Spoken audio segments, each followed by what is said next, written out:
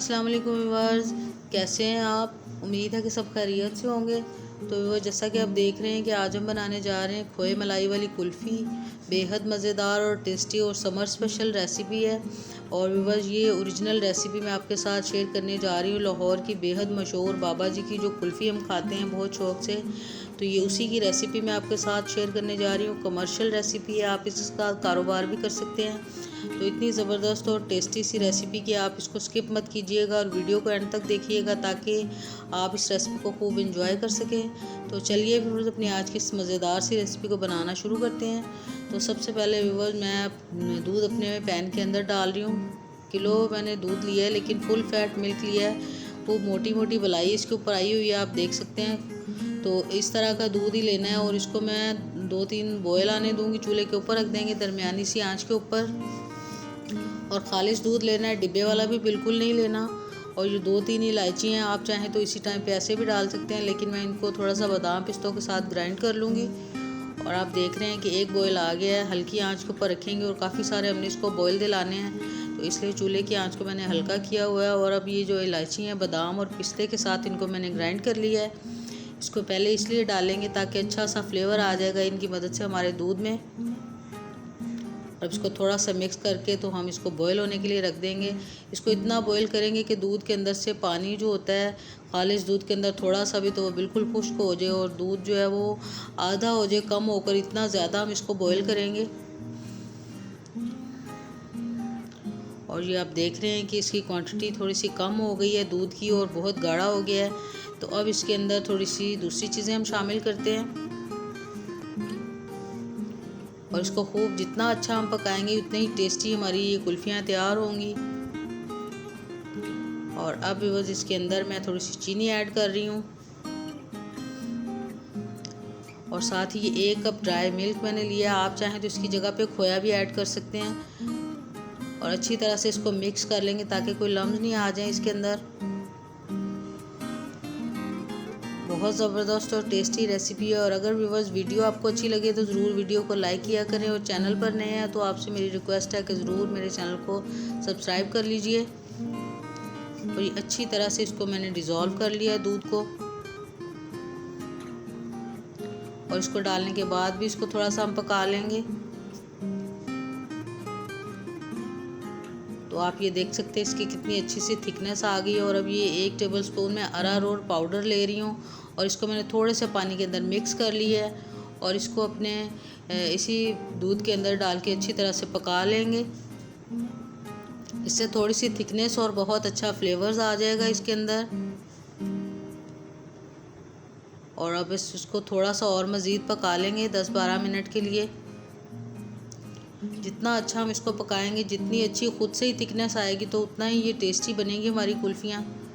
ये आप देख रहे हैं कि कितना काफ़ी गाढ़ा हो गया दूध हमारा। ये आप इसकी कंसिस्टेंसी देख सकते हैं कि कितना फ़्लो इसका अच्छा है। ये बिल्कुल पतला पानी की तरह दूध भी नहीं है और बहुत ज़्यादा इसको हमने गाढ़ा भी नहीं करना। और मज़ीद 10-12 मिनट तक इसको पकाने के बाद बस मैं चूल्हे की फ्लेम को मैंने बंद कर दिया है। और आप इसकी कंसिस्टेंसी देख सकते हैं, इसका आप फ्लो देख सकते हैं कि ये कितना गाढ़ा हो गया है मिक्सचर हमारा। तो अब चूल्हे से उतार के थोड़ा सा मैंने इसको ठंडा कर लिया है। और अब इस तरह से एक जग में डाल लेंगे ताकि हम इसको जब किसी मोल्ड में डालें तो आसानी के साथ डाल सकें। और ये देख रहे हैं आपकी कितना ये गाढ़ा हमारा मिक्सचर है। तो इतना ही गाढ़ा रखेंगे तो कुल्फ़ियाँ बहुत टेस्टी बनेंगी। और ये इस तरह का मैंने कुल्फ़ी वाला मोल्ड ले लिया है और इसके अंदर आप चाहें तो इसी के साथ अगर ढक्कन के साथ ये जो ऊपर लगे हुए बनाए तो फिर भी बहुत अच्छे से बन जाती हैं। लेकिन मैं आज बाबा जी की कुल्फ़ी के तरीका आपके साथ शेयर करने जा रही हूँ। तो बिल्कुल फिर स्टिक इसके अंदर लगा के तो शेप में भी बिल्कुल आपको वैसी ही मज़ेदार सी बनाने के लिए मैं स्टिक का इस्तेमाल कर रही हूँ।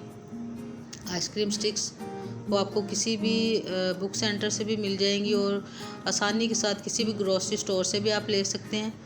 और अच्छी तरह से ये डालने के बाद मिक्सचर इसके ऊपर मैंने ये फॉइल पेपर लगा दिया और इसको कम से कम 6 और 8 घंटे के लिए हमने फ्रिज में रखना है। और अब ये दरमियान में पहले थोड़ा सा इस तरह से सुराख कर लेंगे ताकि हमारी स्टिक्स जो हैं इसके अंदर ठहर सकें। बिल्कुल थोड़ा सा लगाएंगे क्योंकि अगर ज़्यादा लग जाएगा तो फिर अच्छे से टिकेंगी नहीं। और इसको अगर आप ओवरनाइट रखें तो ज़्यादा अच्छा है, लेकिन अगर आप 8 घंटे भी रखेंगे मुसलसल तो ये बहुत अच्छे से जम जाएंगी।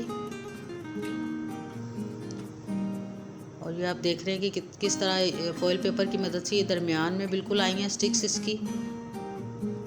तो अब बस ये बिल्कुल रेडी हो गया और अब इसको हम फ्रीज़र में रखेंगे। ओवरनाइट रखें तो ज़्यादा अच्छा है, लेकिन अगर आप 8 घंटे के लिए भी रखेंगे तो ये बहुत अच्छे से जम जाएंगी। और अब व्यूअर्स करीबन 8 घंटे हो गए हैं और अब मैं इसका ये फॉइल पेपर ऊपर से हटा लूँगी। इतनी शानदार सी बनी है कि व्यूअर्स देख के मुंह में पानी आ रहा है। और अब मैं आपको बताती हूँ कि इसको हम निकालेंगे किस तरह। ये थोड़ा सा पानी एक बाउल के अंदर मैंने ले लिया और इसके अंदर इसको बस 2-3 मिनट के लिए रखेंगे, ज़्यादा देर के लिए नहीं रखेंगे। और बस अब इसको थोड़ा सा हम प्रेस करके इधर उधर हिलाते हिलाते, तो ये आप देख रहे हैं कि कितनी ज़बरदस्ती हमारी खोए मलाई वाली कुल्फ़ी बिल्कुल निकल आई है आसानी के साथ। और इसी तरह ये सारी मैं आपके सामने निकाल रही हूँ। और थोड़ी सी बादाम पिस्ते के साथ इसकी गार्निश करेंगे। तो गर्मियों में तो बहुत ज़्यादा ये शौक़ से खाते हैं बच्चे बड़े, सभी को बहुत पसंद आती है।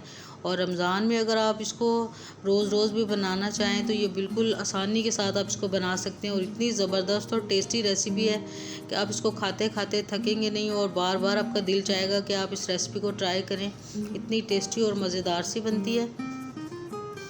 ये थोड़ा सा मैंने पिस्ता गार्निश कर लिया ऊपर और इतनी टेस्टी और यमी सी लग रही है ये अभी से। तो बस कम से कम आप एक दफ़ा तो इस रेसिपी को मेरे कहने पे ज़रूर ट्राई कीजिएगा और अपना फ़ीडबैक ज़रूर दिया कीजिए कि कैसी लगी आपको मेरी ये रेसिपी।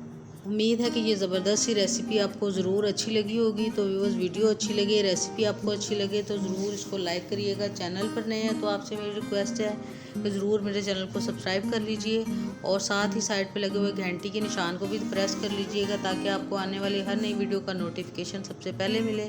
तो फिर मिलेंगे व्यूअर्स इंशाल्लाह ताला बहुत जल्द एक न्यू रेसिपी के साथ। तब तक के लिए अल्लाह हाफिज़।